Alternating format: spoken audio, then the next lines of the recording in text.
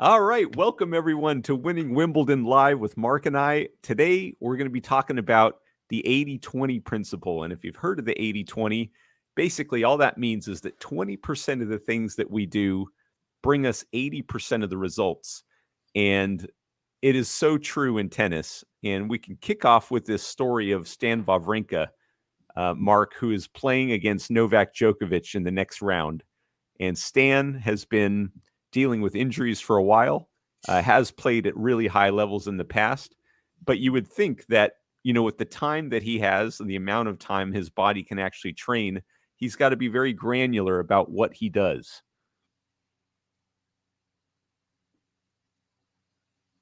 Are you pinging over to me? Yeah, ping. Okay. That was the segue. Okay, I catch. Yeah, so I didn't know until listening to the Djokovic interview that Stan is one of his great friends. Stan has won, I think, 3 Grand Slams and a Davis Cup winner.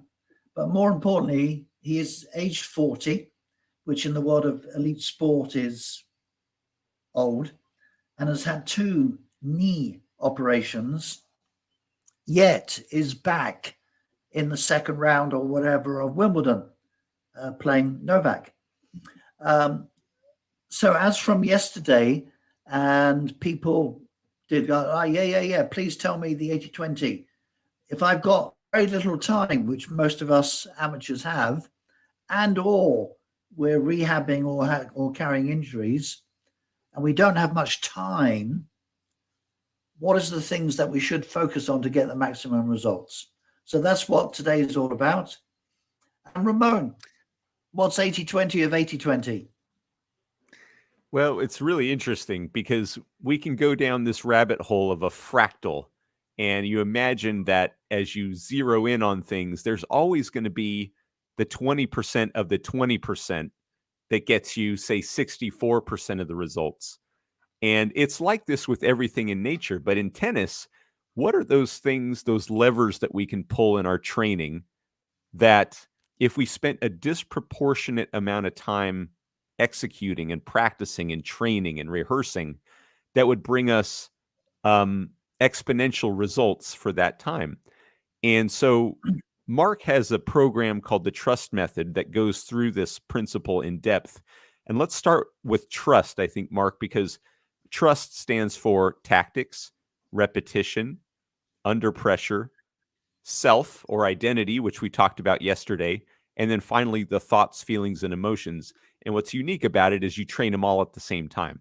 So if we look at tactics, what are the 80-20 of tactics? What are the 20% of tactics that we can train that are going to bring us 80% of the results? And this is really informed by the data and by the stats that Craig O'Shaughnessy came up with. So, Mark, would you talk with him a little bit about that and what the numbers say that and we you should and be I focusing on? we're very happy to, we'll never disagree. We may have an alternative thought, and that is to be encouraged.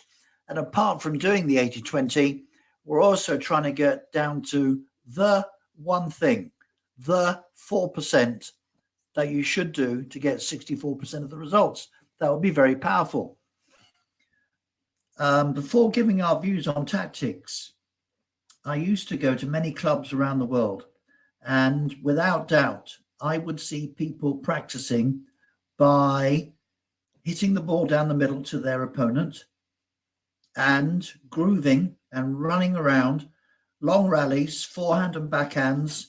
The ball will eventually break down.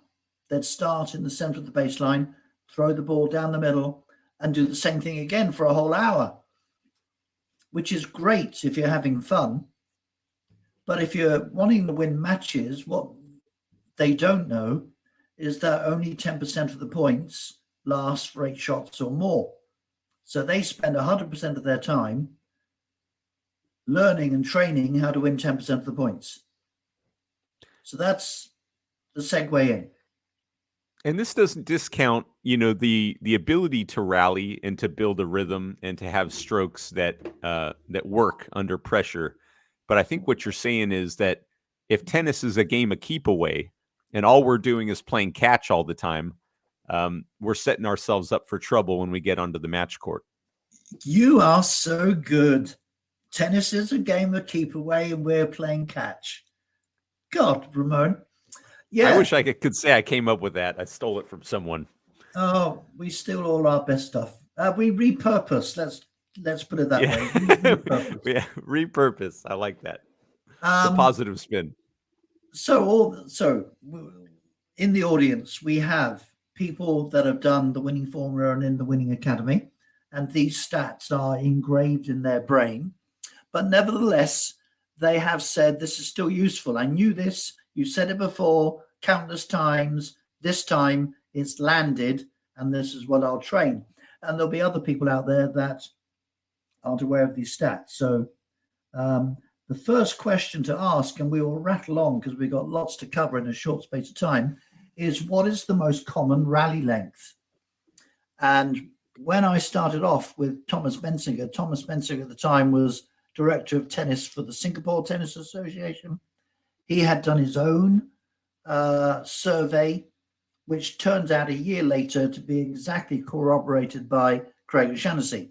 So these stats hold good from Grand Slam winners, ATP, college, club, beginners, it's juniors as well. It's an amazing how consistent the stat is. So the first question is, what is the most common rally length?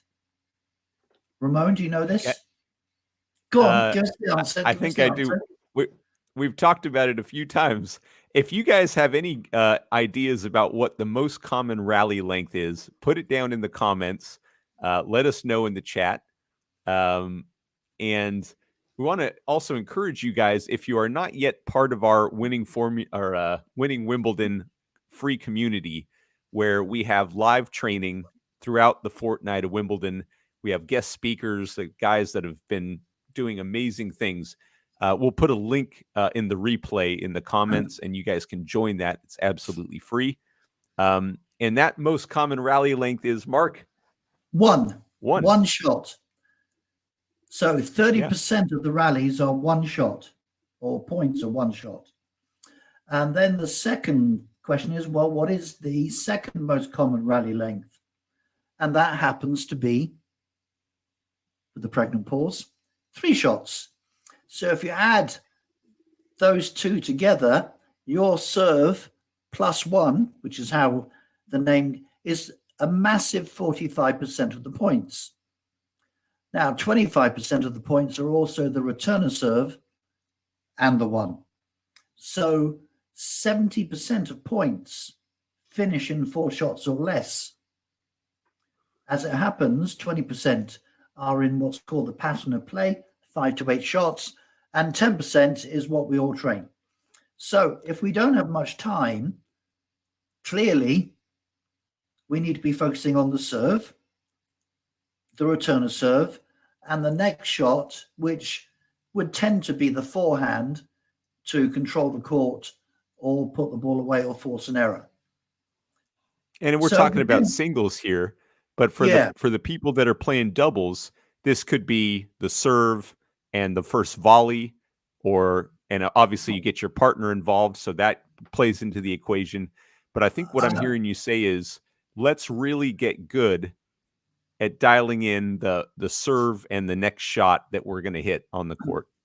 I don't have the stats, but I would argue that in doubles, 80% of points are 4 shots or less, which means the serve, because we know every point starts with a serve.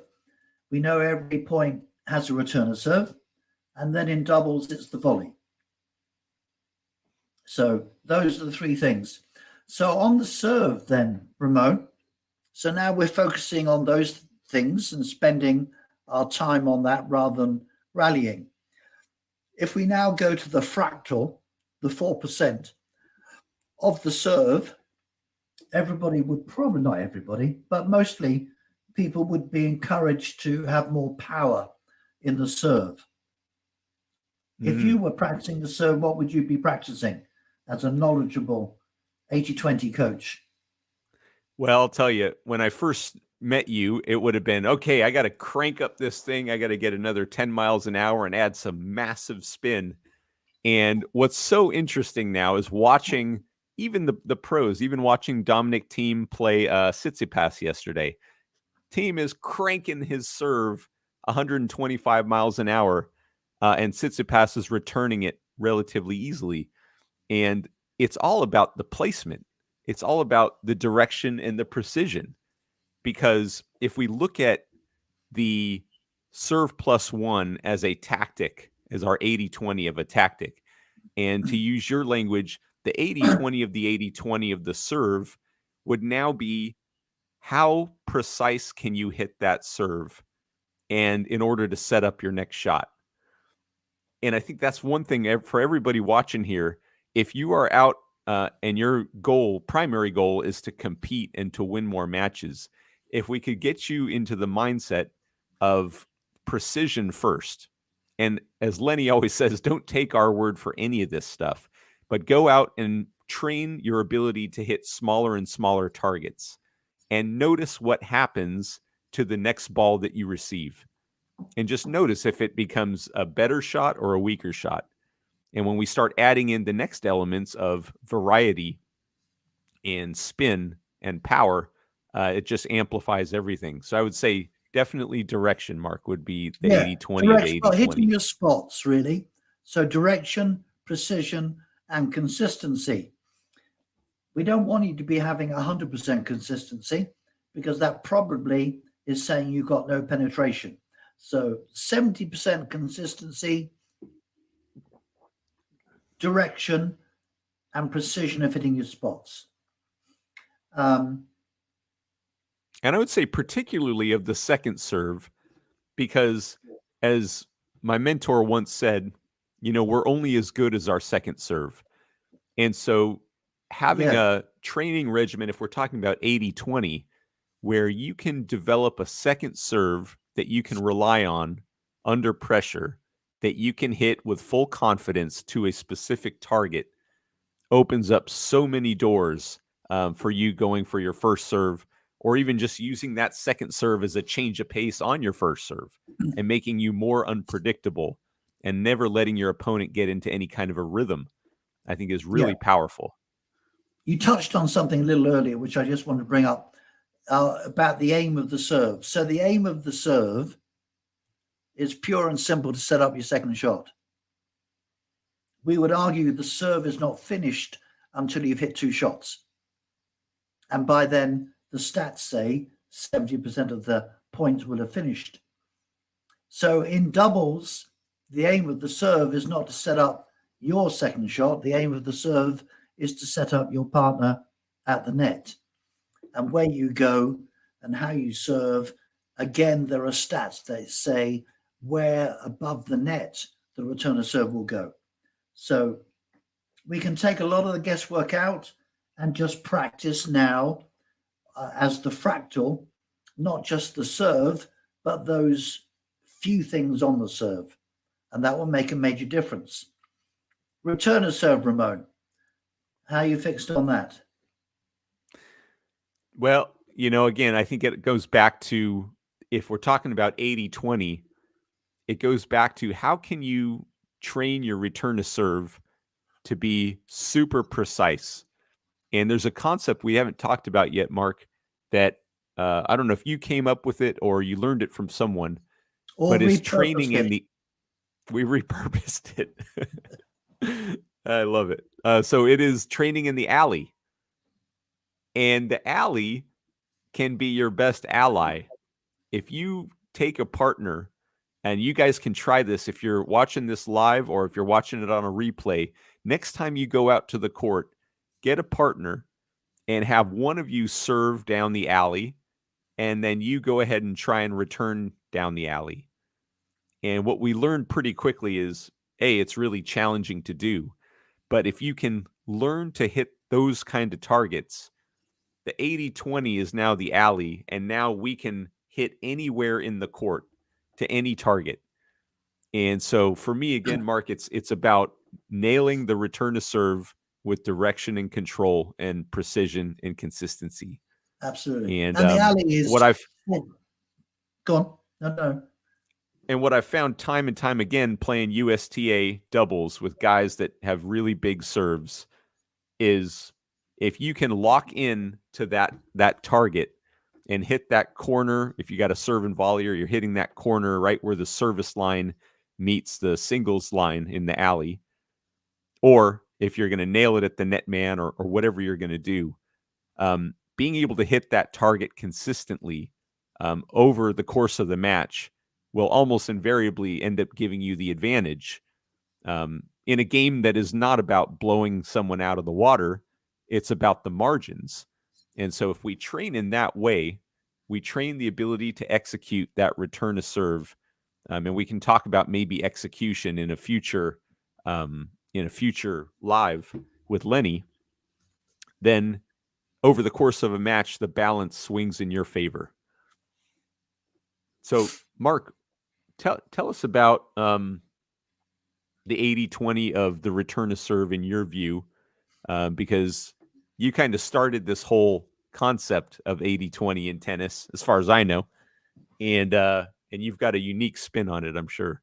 Yeah, I might have done actually. Who knows? I can't think I repurposed it from anybody. Took it from another industry into tennis, just like I took military training into tennis. And just to amplify what Ramona said regarding the alley, you don't need to serve from the baseline and you don't need to serve from the baseline. You can start serving much closer to the net.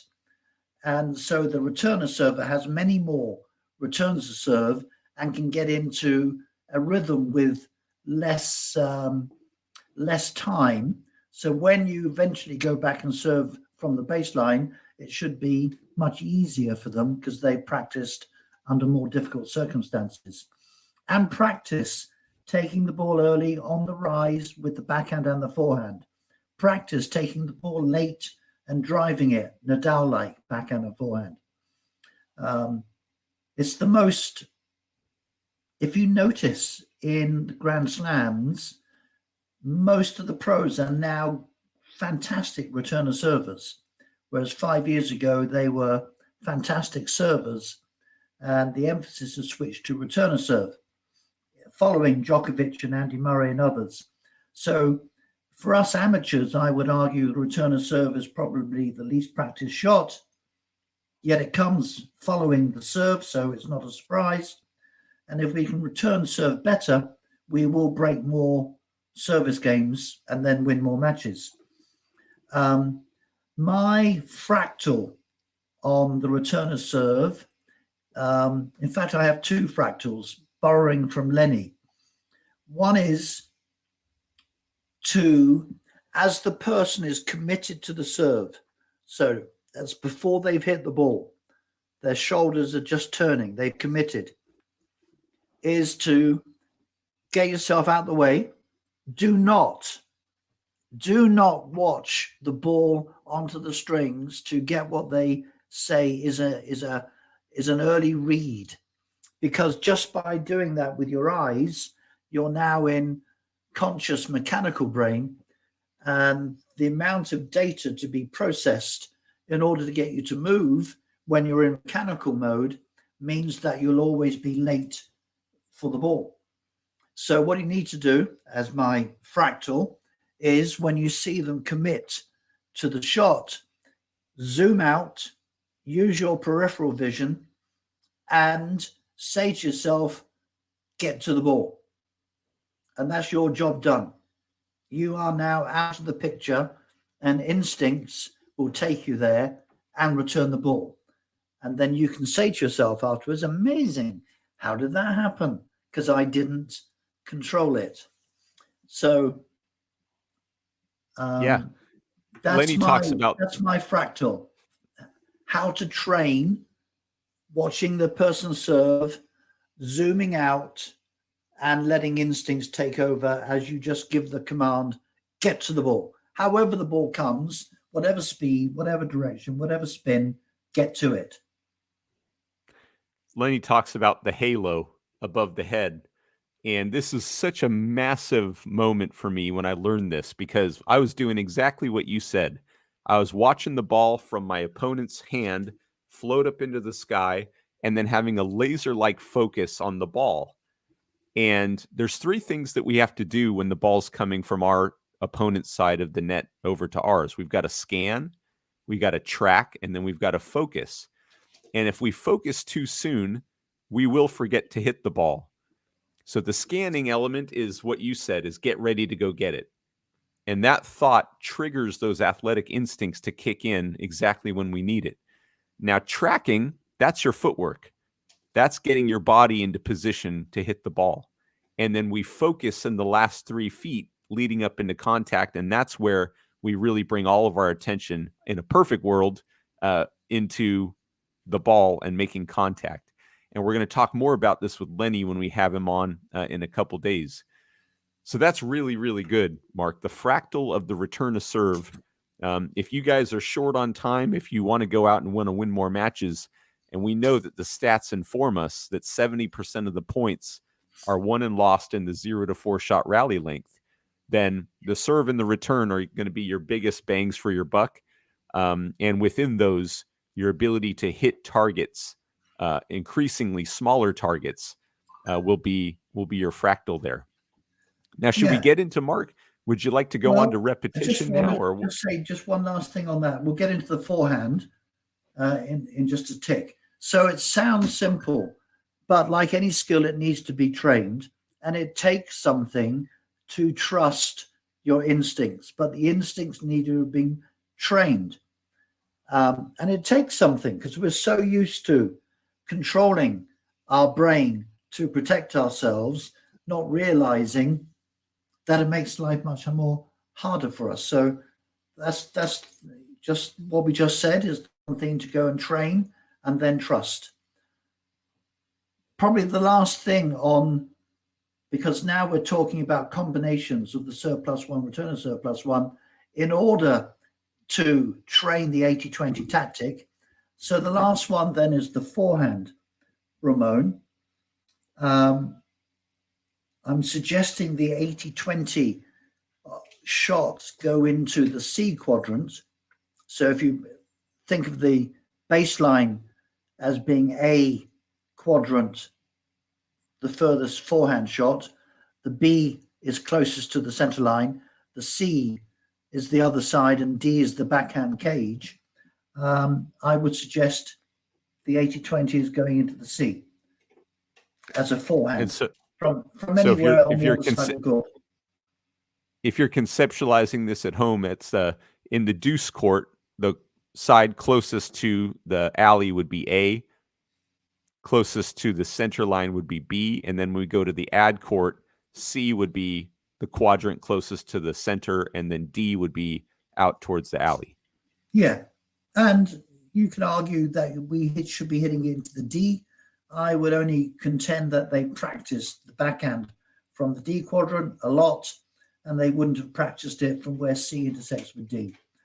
The fractal is the signal that goes to the eye and then the brain, and the brain to the body. Ramon, will you talk through the signal? Sure. So again, this is all from Lenny. And Lenny, as you guys will meet, is really, he's a genius in so many ways. And what he did was decode how the signal from the eye to the brain gets disrupted. And so when we're sorry, my dog is going crazy because he's so thirsty. Mark, take this for 1 second. I'm going to get him some water and I'll be right back. Okay, well, you might get me some water as well. Yeah, so when you think about it logically, with your technique, relies upon the brain giving your synapses and your muscles the right signal to move and hit, control every aspect of your body from your toes to your fingers. That's an awful lot of information. But before the brain can send that information, it needs to receive information from the eye, what the eye sees, and also what you're thinking. And the eye needs to take it from the signal it receives. So again, logically, if you are moving your head and eyes, if you are seeing different things, and if you are thinking more than one thought, the brain has masses to contend with and then distribute it to the hand and the body. If your head is still and your eyes are still and you've just got one thought, one trigger, and again allowing your instinct to take over, then that signal goes very quickly from the eye to the brain to the hand, and the hand very quickly gets into a groove of what it should do. And I think you could say that the focus at the point of contact, which is the one thing that the Grand Slam winners have that do better than everybody else, it really allows them to have all of their attention at really the only point that actually matters, if you think about it, because that's the only time we have any control over the ball. So to just piggyback on what you said, Mark, if our eyes and our attention are focused at the ball at the point of contact, and we have in turn blocked out all of the distractions that come when our eyes move around and pick up data from all the billions of bits of information that exist. And we've trained that way, and we've trained the ability to trust that the ball's going to go where we want it to go because we built in the skill of visualization, which maybe we'll have a whole live stream on. Then the chances of us hitting that target under pressure makes sense that would go way up. And so we're talking about 80-20 in any stroke that we're training. Our ability to keep our eye powerfully over the point of contact and to quiet the brain from all of the noise that's going on, whether it's the score, whether they made a bad call, whether it's hot and it's windy, all of those things that begin to disappear should allow us to play in a much more effective way. And we'll have a lot more fun in the process because we won't be so distracted. Yeah, I'm going to rattle on just because of the time, and I want people to know that when they tune in, they've got 30 minutes, give or take a few minutes. So when you look at Grand Slam winners, which is what our training is all about, when they hit the ball, they're more like golfers, and their head is still looking where the whoosh was when the ball is long gone. Unlike us, and we tend to see the ball coming, see the ball coming, see the ball coming, and it's about 3 foot away. And then our gaze goes to where we want to hit the ball or where the opponent is. So the only thing that counts, the 3 foot, and we call it the 3 foot car crash, between when you've just last seen it and hitting the strings, we tend to hit blind because our signal is already broken. And if you look at Grand Slam winners, they don't hit blind. They get the feel of hitting the sweet spot and thereby get, more power, more revolutions, more everything. So that's our fractal of hitting the forehand.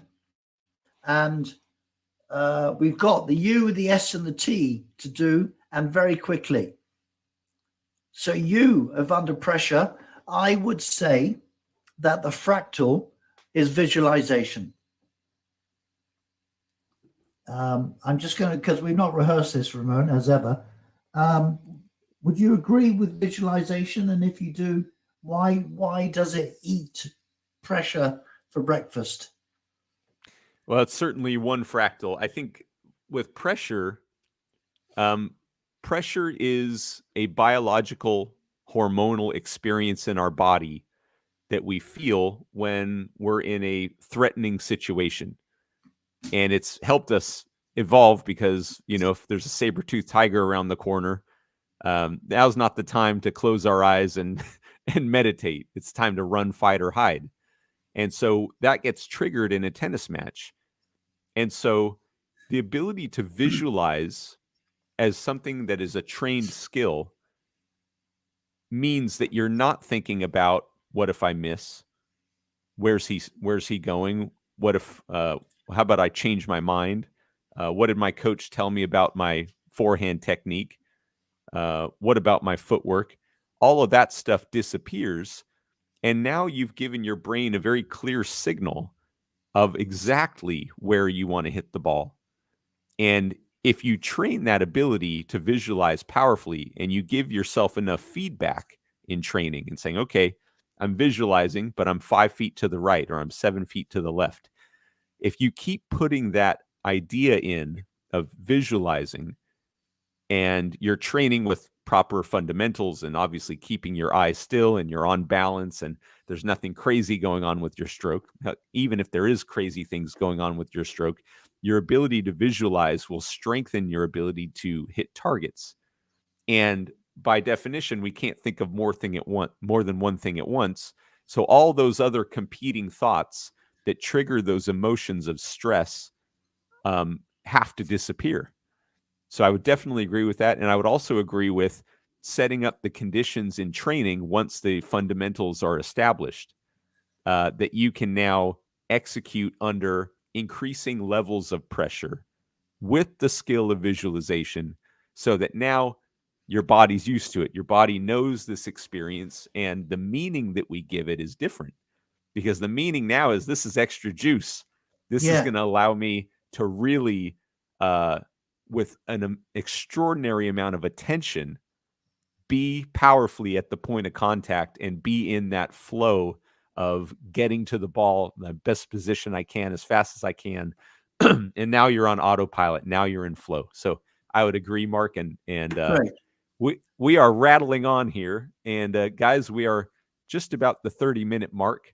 And our promise to you was we would have a 30-minute broadcast every day during the Winning Wimbledon. So, Mark, we should probably get wrapped up. But if you have Yeah, let's get wrapped anything up you'd like and to let's add, finish pressure, identity, and winning the inner battle tomorrow. We didn't mean to that's tease you, but this is the big tease. Come back tomorrow, finish off trust, and arguably pressure, identity, controlling the thoughts, feelings, and emotions are more important than repetitions and tactic. So don't miss it. Don't be square. So we'll be here tomorrow, guys, 8 a.m. if you're on the West Coast. And we will be live again with Mark. And we might have a special guest with us, too, to go through the other elements of trust, the self and the thoughts, feelings, and emotions. If you're watching this on a replay and you had any questions at all, or you've got something exciting about it for your game that's going to allow you to train differently so that you can win more matches, share it in the comments so that we can all learn from it. And if you know anybody that could benefit from this live stream, please feel free to share it with them. Mark, it's been a pleasure, as always, doing this with I you. loved it, Ramon. And we have an amazing world-class guest tomorrow that is We do. on first name terms with the coaches of Grand Slam champions.